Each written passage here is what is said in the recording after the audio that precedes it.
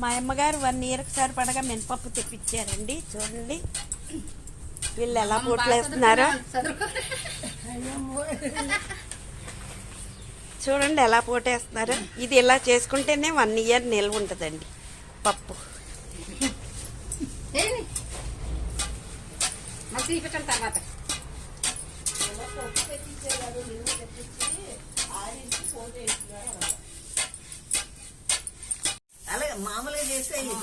అలా దంచిన మినపప్పుని ఇలాగ జల్లిస్తారండి.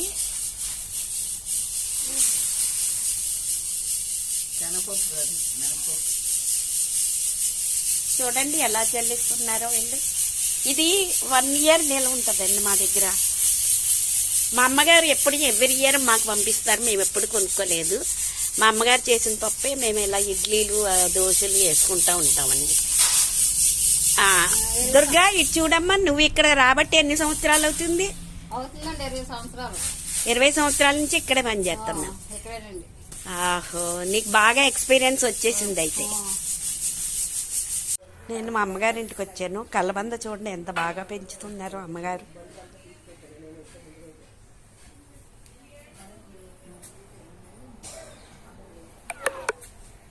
మళ్ళీ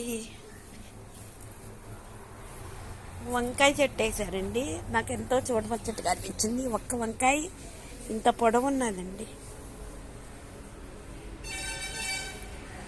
ఇది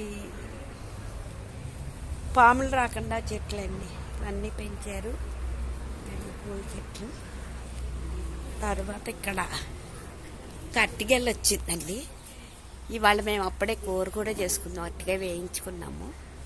ఇది నా చిన్నప్పటి నుంచి ఉందండి ఈ మందార మొక్క. పిచ్చి పిచ్చి పూలు పూస్తూ ఉంటుంది.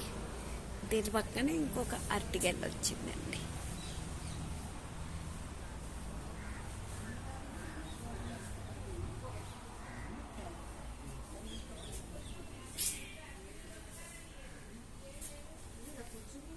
మా అమ్మగారు నువ్వులును బెల్లము కలిపి రోట్లో దంచారండి. దంచి ఇచ్చారు. పచ్చి నువ్వులు బెల్లం అండి.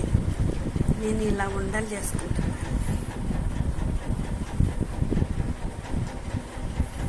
చూసారా, ఇవి హెల్త్కి చాలా మంచిదండి. రోజుకు ఒక ఉండ తిన్నా చాలు. హోల్ కాల్షియం పడుతుందండి మనకి. చూసారా